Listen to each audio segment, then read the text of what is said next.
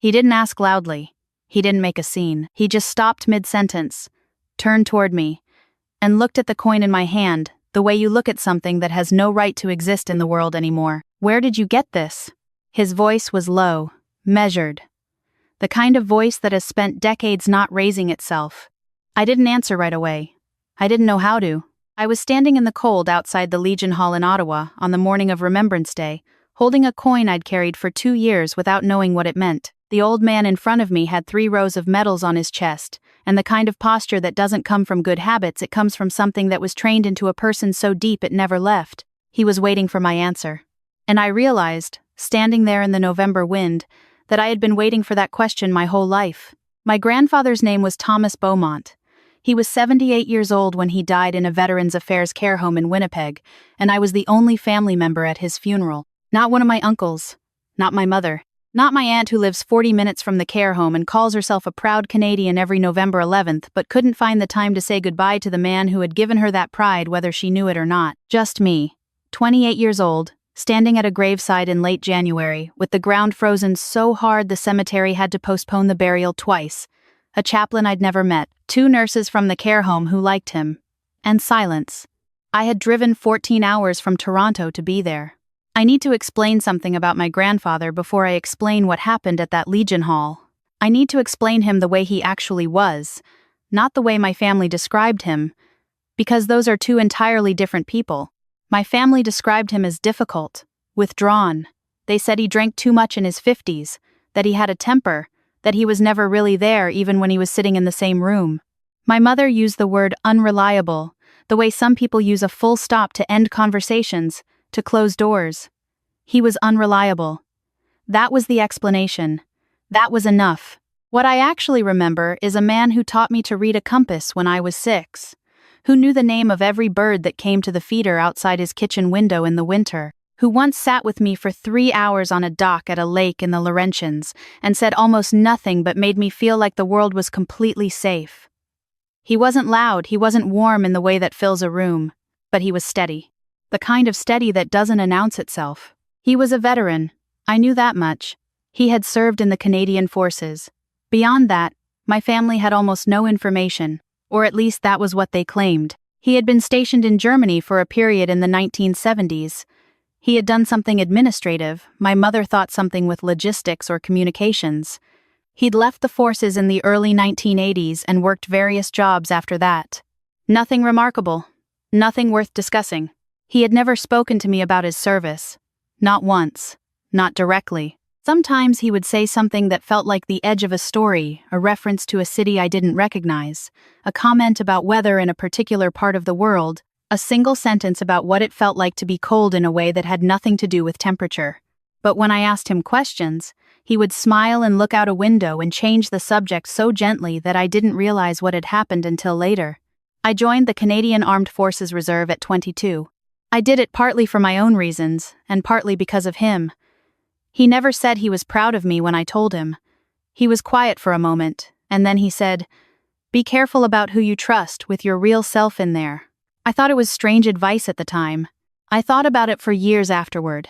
My family's relationship with him had fractured a long time before I was old enough to understand why. By the time I was a teenager, my mother spoke to him maybe twice a year. The reasons were never fully explained to me. There had been tension, she said, when her parents separated in the 1980s. Something about him being absent too often, about financial instability, about the drinking. I accepted this because children accept the emotional architecture of their parents. You live inside it like it's the weather. You don't think to question it. When he had his first stroke in 2019, my mother booked a flight and canceled it. I didn't know she'd canceled it until 3 days later when she mentioned it the way you mention something minor. I looked at flights, but the timing just wasn't right. He was in a care home by then. He had survived the stroke, but his mobility was limited and he needed help with things he would have hated needing help with. She did not rebook. I visited him 3 times in the last 14 months of his life. The drives were long. The conversations were short, because his speech had slowed after the second stroke. But he was still in there, you could see it in his eyes. This attentiveness, this watching. He always knew exactly who was in the room and what was happening. On my last visit, 2 weeks before he died, he pressed something into my hand without saying anything. I looked down. It was a coin. Small, heavy, worn so smooth on one side that the surface was almost flat. On the other side, barely legible, there was a symbol I didn't recognize. Not a maple leaf. Not any emblem I knew from the Canadian Forces. Something geometric. Below it, the ghost of letters I couldn't fully make out. I asked him what it was. He looked at me for a long moment. Then he said, very quietly, "Keep it." That was the last real conversation I had with him. He died 9 days later. After the funeral, after I drove home alone through 8 hours of February darkness on the Trans-Canada, with nothing but a Tim Hortons coffee going cold in the cup holder, I put the coin on my desk and looked at it for a long time. Then I put it in my jacket pocket. I don't know exactly why. It felt wrong to put it somewhere I couldn't reach it. I carried it for 2 years. My mother called me the week after the funeral to ask about the estate. There wasn't much. He had died with almost nothing. A small monthly payment from Veterans Affairs. A few boxes of belongings the care home had packed up for me. She wanted to know if there was anything to sort out. I said no. She said he had made his choices. I didn't say anything to that. There wasn't anything I trusted myself to say. For a year, the coin was just a coin. I turned it over in my fingers sometimes when I was thinking. I looked up a few things online and found nothing useful. I asked a colleague who had served in the regular forces if he recognized the symbol, and he looked at it for a minute and said he didn't. Then I took a different approach. I submitted a request under the Access to Information Act for any service records attached to his regimental number. I had found it on one of the old documents in his box. The response took 4 months. When it came back, it was shorter than I expected. There was a service record that confirmed his enlistment, his basic postings, his discharge date. But there was a gap. 7 years in the middle of his service, 1974 to 1981, where the record listed him as attached to an administrative support role at Canadian Forces Base Lahr in West Germany. But the file contained no details, no performance reviews, no postings within that assignment. Nothing unusual on the surface, except that administrative support roles don't typically generate files that look like someone has pressed down hard on them to flatten out anything that might have stood up. I wrote it off as a records issue. Incomplete digitization, probably. Files get lost. It was a retired archivist at Library and Archives Canada who first said something that changed the direction I was looking. I had contacted her about a separate historical question and mentioned, almost as an aside, what I'd found in my grandfather's records. She went quiet for a moment on the phone. Then she asked, very carefully, what unit he'd been attached to. I told her. She said, that unit was formally disbanded in 1982. There's very little public documentation about what it did. The people who served in it, they were trained to leave no trace. I asked her to explain what she meant. Canada had intelligence gathering and direct action capabilities during the Cold War that most Canadians have no idea existed, she told me. Some of the people involved weren't permitted to acknowledge their service. Not then, not ever in most cases. They went back to ordinary life. And they stayed silent, because staying silent was the job, even after they left, even in retirement, even at the end. I sat with that for a long time after I hung up. I thought about the gap in his records. I thought about the coin with the symbol I couldn't identify. I thought about him saying, be careful about who you trust with your real self in there. I thought about all the edges of stories that were never finished. And then I thought about my mother saying he had made his choices. The night before Remembrance Day that year, I couldn't sleep. I lay in my apartment in Ottawa and thought about what it would mean if the version of my grandfather that my family had carried, unreliable, distant, not worth 2 canceled flights, was not the real version. What it would mean if the distance my family felt as abandonment was not abandonment at all. What it would mean if the man who taught me to read a compass had spent years doing things he was never allowed to talk about, carrying that weight in the exact silence that everyone around him read as dysfunction. I went to the Remembrance Day ceremony at the National War Memorial alone. I always go alone. Afterward, I walked to the Legion Hall a few blocks away, where a reception was being held for veterans and their families. I wasn't really sure why I went in. I think I needed to be around people who understood something I was only beginning to understand. That's where I met him. I'll call him the Colonel, because that's what someone addressed him as before he walked over to me. He was in his early 80s, I guessed. Straight-backed. Not the kind of old man who looks fragile. The kind who has simply become more essential. I was standing near the window, turning the coin over in my fingers the way I always did without thinking. He was across the room and he saw it. I watched him see it. There was a stillness that went through him, not visible exactly, more like a frequency shift. He excused himself from the conversation he was in and walked toward me. He stopped about 2 feet away. He looked at the coin. Not at me. At the coin. "Where did you get this?" I told him it had been my grandfather's. I told him my grandfather had pressed it into my hand 2 weeks before he died. I told him his name. He said the name back to me quietly, the way you might say a word in a language you haven't spoken in 40 years, testing whether it still fits in your mouth. "Tom Beaumont." "Yes," I said. He was quiet for a moment. Around us, people were talking. A band somewhere in the back of the room was playing something soft. Glasses were clinking. He seemed to be in a completely different room from all of it. "He's gone," the colonel said. It wasn't a question. 2 years ago, I said. "January." He nodded slowly. He looked at the coin once more, and then looked at me. "Is there somewhere we can sit down?" he asked. We found 2 chairs near the back. He got himself a coffee. He was quiet for a moment before he started, like a man choosing the right door to enter through. "Your grandfather and I served together for 5 years, he said. "Not in any way that would appear in a file you could request. What we did, and I can tell you this because enough time has passed and enough has been declassified, fell under a joint intelligence coordination program between Canada, the United Kingdom, and the United States. It ran from 1973 until it was formally wound down in 1982. We operated out of West Germany. Some of it was signals. Some of it was human intelligence. Some of it was other things that I won't describe in a Legion Hall." He paused. He seemed to be deciding something. "Your grandfather was one of the most capable people I served with in 32 years of service," he said. "And I served with people who were exceptional. He had a quality that is very hard to train into someone. He could go into a room full of people who wanted to destroy what he stood for, and they would trust him completely. Not because he was performing trust, because he was genuinely calm. Because nothing rattled him.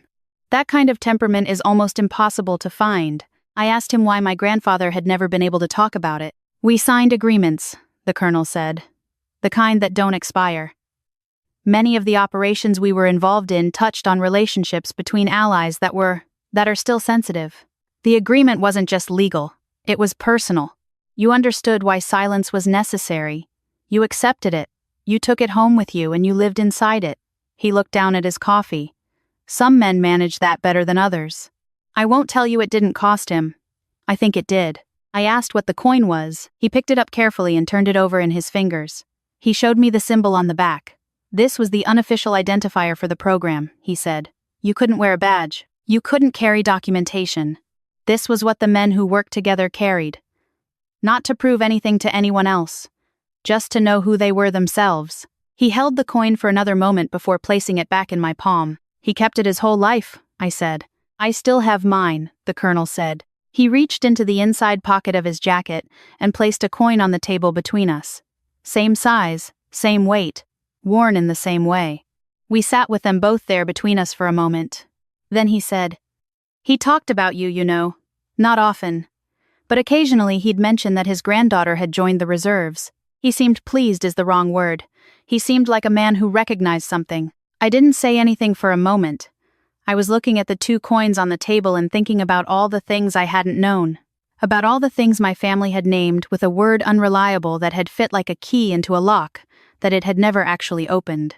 About a man who had carried silence as a form of service for decades, who had died in a care home in Winnipeg with nobody from his family to say goodbye, and who had pressed a coin into his granddaughter's hand because he couldn't explain what it meant, but he wanted it to continue existing in the world after he was gone. "Was he ever given any formal recognition?" I asked. The colonel was quiet. "No," he said. "That was the nature of the work. It isn't something anyone plans to be bitter about when they sign up. Most of the men I knew accepted it. But no." I drove to Winnipeg 3 weeks later. Not because I had something to resolve. I just needed to go. I had called my mother before I left.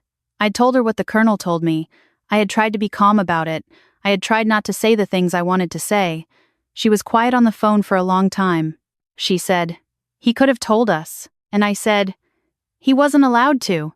And she said, "He could have found a way." I understood, in that moment, that some people will always find a way to make the silence of a person who couldn't speak into evidence of a choice not to. Grief is easier when the person who left you had a reason you can be angry at. I don't know if my mother will ever be able to set that down. I don't know if I can ask her to. But I know that the story she told herself about my grandfather was missing something so large that everything else she thought she understood about him was built on an absence. The cemetery in Winnipeg was cold in December. Not the dramatic cold of somewhere farther north, just the particular Winnipeg cold that settles in and stays, matter of fact and absolute. The grave was plain. His name, his dates. A small maple leaf because the funeral home had asked if I wanted anything on the stone, and it was the only thing I could think to ask for. I stood there for a while.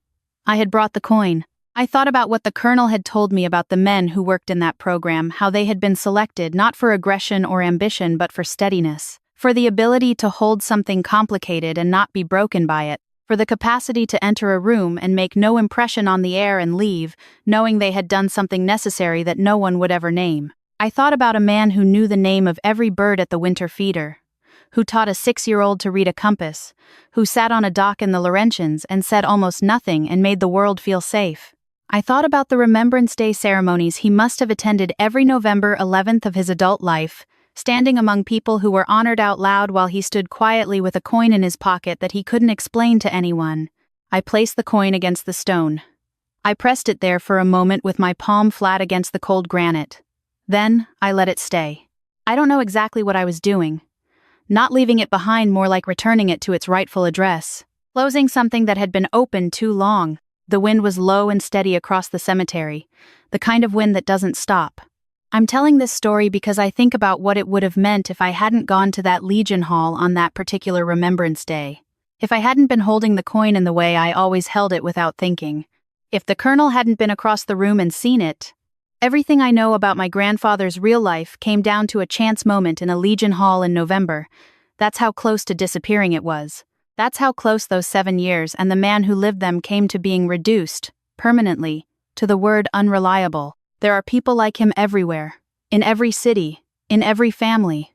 People who were asked to carry something they were never permitted to explain, and who carried it so well that the people closest to them mistook the weight for absence. People who went home after doing things that required extraordinary courage and sat at kitchen tables and said nothing because saying nothing was still, in some way, the mission. They don't carry signs.